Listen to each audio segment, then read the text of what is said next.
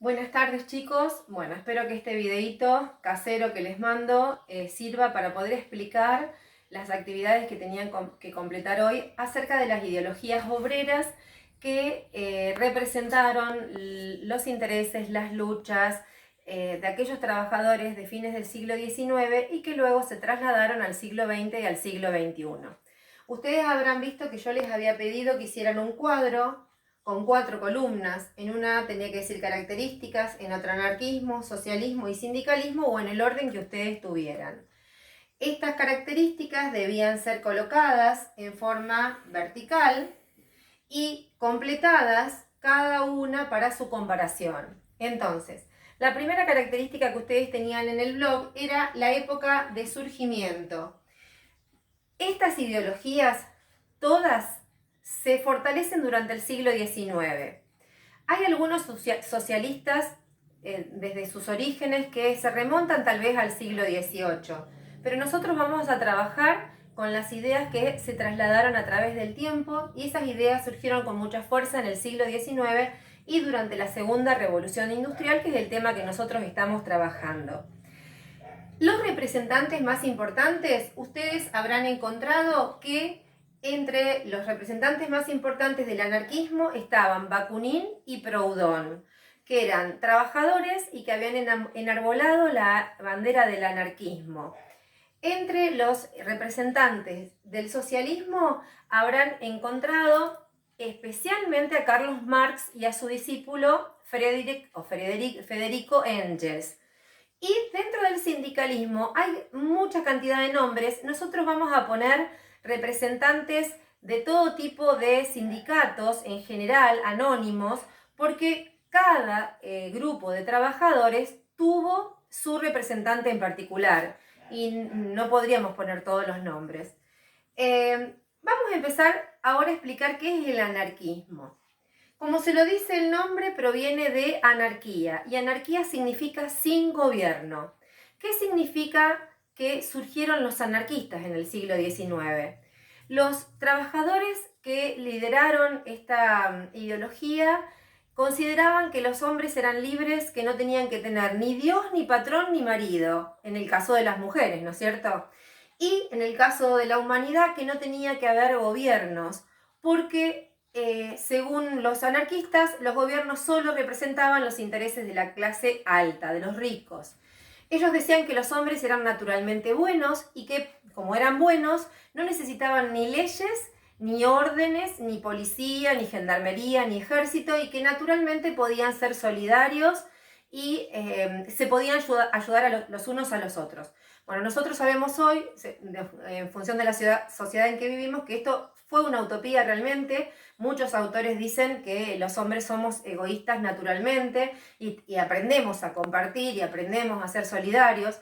O sea que el anarquismo realmente fue una utopía. ¿Qué significa utopía? Que fue un sueño por lo cual lucharon muchos trabajadores, pero con el tiempo fracasó y desapareció para 1930, 1940.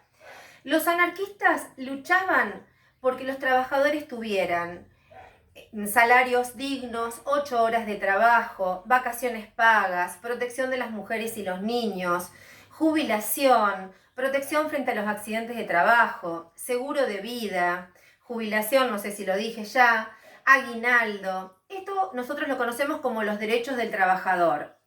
Los anarquistas tenían,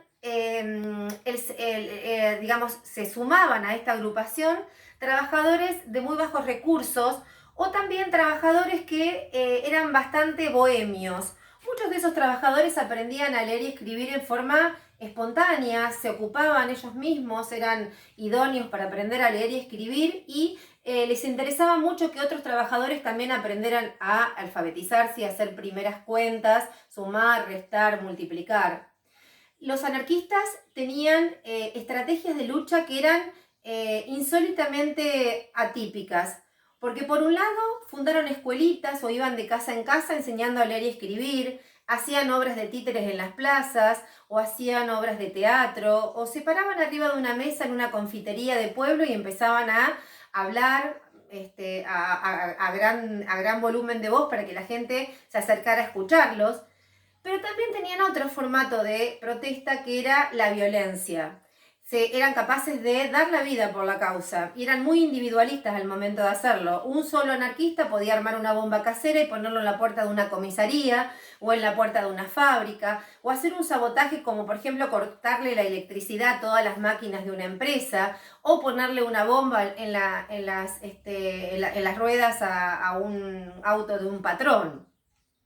Por lo tanto, la reacción de las autoridades y los patrones frente a los anarquistas era muy violenta también. Mandaban la gendarmería, los rastreaban, los perseguían, los encarcelaban, los torturaban, los dejaban sin trabajo, los echaban de los países. Muchos anarquistas fueron exiliados en el mundo, es decir, tenían prohibido el ingreso a su país. El mayor castigo para un anarquista no era la cárcel, sino perder a su familia, no poder volver a ver a sus hijos, a su familia. Si ustedes se acuerdan de la película que vieron por YouTube, los compañeros, van a ver que el profesor que viene de viaje, ese profesor que además los estimula a hacer una huelga por tiempo indeterminado, ese profesor era anarquista. De hecho, venía perseguido por la policía y la policía al final de la película lo apresa y se lo lleva nuevamente preso. Él era un anarquista, no tenían temor de ir pueblo en pueblo repartiendo su ideología. El anarquismo fue una agrupación espontánea, no tuvo leyes, ni constitución, ni estatutos, no tenían una sede, un lugar de organización, un teléfono, ni nada que los organizara. A diferencia de esto surgieron los sindicatos. Los sindicatos eran agrupaciones de trabajadores según su ocupación. Hoy, si ustedes buscan el término de sindicato, van a ver que es una agrupación de trabajadores que los agrupa su tarea. Por ejemplo, los docentes tenemos un sindicato que es UTELPA y yo no puedo ir a hacer mi protesta o mi búsqueda de necesidades, a expresarla a el gremio de los trabajadores, de los albañiles, por ejemplo, que es la UOCRA. Yo tengo que ir a UTELPA, ¿no es cierto?, que es mi gremio o mi sindicato. El sindicalismo también surgió con mucha fuerza a fines del siglo XIX, y ellos sí se organizaron estatutariamente, es decir, hicieron un estatuto, tenían reglas, renovaban sus autoridades. Vos, para ser partícipe de un sindicato, tenés que afiliarte, pagar una cuota, como en este momento a los docentes o a muchos que están sindicalizados nos descuentan una cuota, un porcentaje del sueldo que va para el sindicato. Los sindicatos ofrecen ayuda mutua, ayuda en medicamentos, colonias de vacaciones, hotelería en la actualidad. Y en aquella época lo que buscaban con esa cuota social era ayudar a pagar, por ejemplo, funerales o atención frente a epidemias o traslado de enfermos. Es decir, que el sindicalismo nació como una ayuda mutua. Luchaban por los mismos intereses que los anarquistas, por todo lo que les dije que se llamaban derechos sociales. Pero estos tenían diferentes estrategias de lucha mucho más pacíficas y siempre consensuadas. Nunca un sindicalista se iba solo a hacer, a tomar una decisión, como sí lo hacían los anarquistas. Entonces, por ejemplo, en un sindicato primero se reúnen para decidir qué es lo que van a hacer, luego hablan con los patrones. Si los patrones no los quieren escuchar o les dicen que no, ahí deciden hacer la primera medida de fuerza, que puede ser una huelga por un día. O también puede ser que hagan una huelga por tiempo indeterminado, pero ya sí hace mucho tiempo que vienen sosteniendo la medida de fuerza. Pero siempre la decisión es todos juntos, deciden todos juntos. Nunca poner una bomba, hacer un atentado, pero también los patrones obviamente y la policía actuaban contra los sindicalistas persiguiéndolos, amenazándolos con que los echaban del trabajo y obviamente los echaban del trabajo también y perdían el trabajo. En el caso de los socialistas nacieron definitivamente como un partido político. Y esto lo vamos a ver en el próximo video.